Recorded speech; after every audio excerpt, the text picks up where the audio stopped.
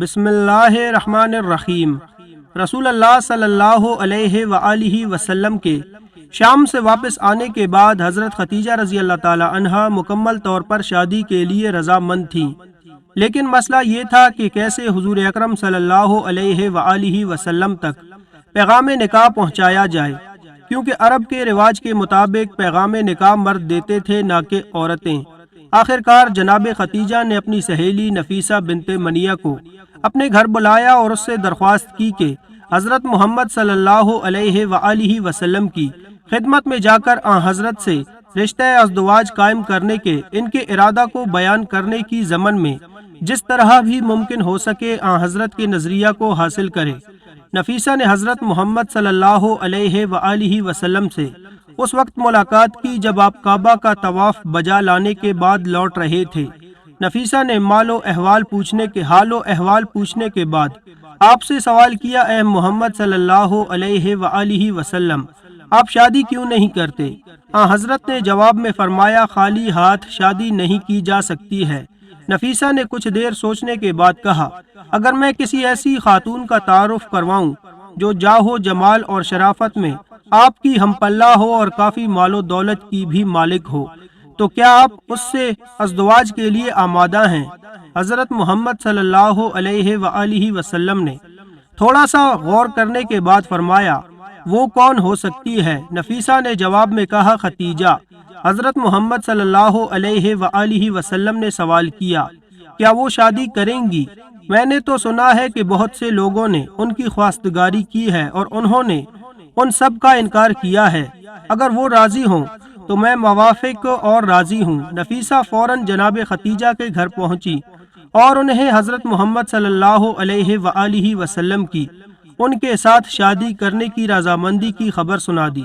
حضرت محمد صلی اللہ علیہ وآلہ وسلم نے جناب خدیجہ کی آپ سے شادی کرنے کی رضامندی اور ان سے ازدواج کی اپنی دلچسپی اور رضامندی کے بارے میں اپنے چچا ابو طالب، عباس اور ابو لہب کو آگاہ کیا۔ ابو لہب نے کہا، میرے بھتیجے، ہمیں عربوں میں بدنام نہ کرنا، تم خدیجہ کے لائق نہیں ہو۔ حضرت صلی اللہ علیہ وآلہ وسلم کے چچا عباس اپنی جگہ سے اٹھ کر کھڑے ہوئے اور ابو لہب سے تیز لہجے میں مخاطب ہو کر کہا، تم ایک پست آدمی ہو، خدیجہ میرے اس بھتیجے کے بارے میں کون سا اعتراض کر سکتی ہے؟ محمد صلی اللہ علیہ وآلہ وسلم دلیر باجمال و کمال کے مالک ہیں، خدیجہ کیسے اپنے آپ کو ان سے برتر ثابت کر سکتی ہے؟ کیا مال یا کمال کی وجہ سے؟ کعبہ کے خدا کی قسم، خدیجہ جتنا بھی محمد صلی اللہ علیہ وآلہ وسلم سے مہر چاہے، میں گھوڑے پر سوار ہو کر بیابانوں میں گھوم کر اور بادشاہوں کے محلوں میں جا کر اسے مہیا کروں گا۔ جناب ابو طالب اپنے بھائیوں سے صلاح و مشورہ کرنے کے بعد اس نتیجہ پر پہنچے کہ سب سے پہلے ضروری ہے کہ جناب خدیجہ کا نظریہ اور ان کی طرف سے ممکنہ شرائط معلوم کیے جائیں اور اس کے بعد کوئی فیصلہ کیا جائے۔ اس کے بعد انہوں نے پیغمبر اکرم صلی اللہ علیہ وآلہ وسلم کی پھوپھی صفیہ کو خدیجہ کے پاس بھیجا تاکہ بلا واسطہ ان سے گفتگو کر کے اس سلسلہ میں ان کے نظریہ کے بارے میں آگاہی حاصل کریں۔ جناب صفیہ جناب خدیجہ کے گھر گئیں۔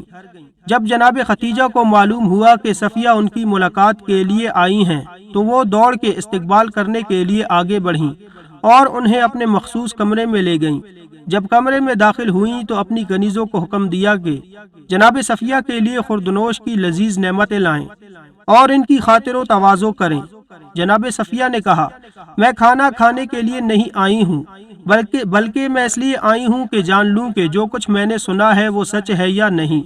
جناب خدیجہ نے یہ پوچھے بغیر کہ آپ نے کیا سنا ہے اور دوسرے لوگ کیا کہتے ہیں، جواب میں کہا، جی ہاں، آپ نے صحیح سنا ہے، وہ عورت خوش قسمت ہے جو محمد صلی اللہ علیہ وآلہ وسلم کی شریک حیات بنے، کیونکہ محمد ان کے لیے فخر و مباحت کا سبب ہیں۔ میں محمد صلی اللہ علیہ وآلہ وسلم کی عظمت اور شخصیت سے واقف ہوں اور ان کے ساتھ زندگی گزارنے کو اپنے لیے سعادت اور ایک عظیم فخر سمجھتی ہوں۔ ان کا مہر بھی میں اپنے مال سے ادا کروں گی۔ جناب صفیہ نے جناب خدیجہ کا دو ٹوک الفاظ میں جواب سن کر خوشی اور مسرت میں کہا، اے خدیجہ، خدا کی قسم، آپ محمد صلی اللہ علیہ وآلہ وسلم سے محبت کرنے میں حق بجانب ہیں، ابھی تک کسی آنکھ نے آپ کے محبوب کے مانند کسی نور کو نہیں دیکھا ہے اور کسی کان نے ان کے کلام سے شیرین تر کلام نہیں سنا ہے۔ اس کے بعد جناب صفیہ نے حضرت خدیجہ سے رخصت لی اور مسرت و شادمانی کی حالت میں جناب ابو طالب کے گھر کی طرف لوٹی، جہاں پر بنی ہاشم کے بزرگ افراد ان کا انتظار کر رہے تھے۔ جناب ابو طالب کے گھر میں داخل ہونے کے بعد جناب صفیہ نے بنی ہاشم کے بزرگوں کے سامنے حضرت محمد صلی اللہ علیہ وآلہ وسلم کی تئیں جناب خدیجہ کے ناقابل توصیف محبت و احترام کو بیان کیا۔ ابو لہب کے علاوہ بنی ہاشم کے تمام افراد یہ سن کر خوش ہوئے، کیونکہ ابو لہب ہمیشہ حضرت محمد صلی اللہ علیہ وآلہ وسلم سے حسد رکھتا تھا۔ اس کے بعد حضرت کے چچا اور بنی ہاشم کے بزرگوں نے باضابطہ طور پر جناب خدیجہ کے پاس خواستگاری کے لیے جانے کا فیصلہ کیا۔ 28 سال ہجرت سے قبل 9 شوال کو جناب ابو طالب اپنے عید کے لباس کو زیب تن کر کے بنی ہاشم کے چند بزرگوں کی سرپرستی کرتے ہوئے حضرت خدیجہ کے چچا عمرو بن اسد کے گھر کی طرف روانہ ہوئے، کیونکہ طے یہ پایا تھا کہ نکاح خوانی کی رسم وہیں پر منعقد ہوگی۔ تواضع اور مہمان نوازی کے بعد سب سے پہلے جناب ابو طالب نے خدائے سبحان کی وحدانیت اور مکہ و محمد صلی اللہ علیہ وآلہ وسلم کی عظمت کے بارے میں ایک خطبہ پڑھا۔ خطبہ پڑھنے کے بعد مہر کے بارے میں گفتگو ہوئی۔ حضرت خدیجہ رضی اللہ تعالی عنہا کے مہر کے بارے میں مختلف اقوال نقل کیے گئے ہیں۔ ابن عباس نے خدیجہ رضی اللہ تعالی عنہا کا مہر 12 اوقیہ ذکر کیا ہے، جبکہ سیرہ ابن حشام میں 20 بکرہ ذکر کیا گیا ہے۔ مہر دینے کا وقت آیا تو حضرت خدیجہ رضی اللہ تعالی عنہا کھڑی ہوئیں اور اپنے چچا عمرو سے فرمانے لگی، ممکن ہے دوسرے مسائل میں آپ اختیار رکھتے ہوں، لیکن یہاں پر خود مجھے اختیار ہے۔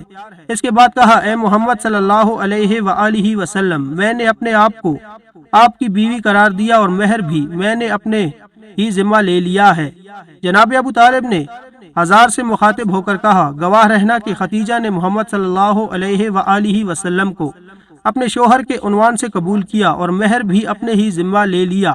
ابو جہل کھڑا ہوا اور غضبناک ہو کر ہزار سے مخاطب ہو کر بولا، تعجب کی بات ہے کہ عورتیں مردوں کے مہر کو اپنے ذمہ لیتی ہیں۔ جناب ابو طالب غضبناک ہو گئے اور کھڑے ہو کر کہا، جی ہاں، اگر کوئی مرد میرے بھتیجے کے مانند ہو تو عورتیں سب گراں قیمت مہر کو بھی اپنے ذمہ لیتی ہیں، اور تم جیسے ہو تو گراں قیمت مہر لیے بغیر ان سے ازدواج کے لیے آمادہ نہیں ہوتی۔ مہر معین ہونے کے بعد عقد و نکاح کے مراسم منعقد ہوئے اور جناب خدیجہ اس تاریخ کے بعد قانونی طور پر حضرت محمد صلی اللہ علیہ وآلہ وسلم کی شریک حیات بن گئیں۔ ناظرین گرامی، یہ یاد رہے کہ آپ صلی اللہ علیہ وآلہ وسلم ملت ابراہیمی پر قائم تھے اور حضرت خدیجہ رضی اللہ تعالی عنہا کی راستی اور طہارت بھی مسلم تھی۔ نیز و رکع بن نوفل کی تعلیمات کی روشنی میں وہ آپ صلی اللہ علیہ وآلہ وسلم کو نبی آخر الزماں ہی سمجھ کر نکاح کر رہی تھیں، اسی لیے یہ نکاح دین حنیف ملت ابراہیمی پر منعقد ہوا تھا۔ عقد کی تقریب ختم ہونے کے بعد تمام مہمان اٹھ کر اپنے گھروں کو چلے گئے۔ رسول اللہ بھی اپنے چچا ابو طالب کے ساتھ گھر جانے کے لیے کھڑے ہوئے۔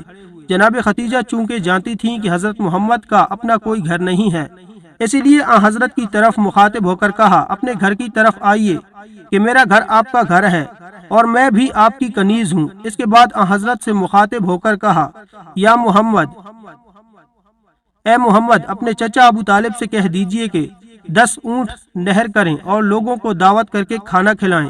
جناب ابو طالب نے 10 اونٹ نہر کیے اور مکہ کے لوگوں کو کھانا کھلایا۔ اس طرح اس ولیمہ کے ذریعے حضرت محمد صلی اللہ علیہ وآلہ وسلم کے عقد و شادی کی تقریب اختتام کو پہنچی۔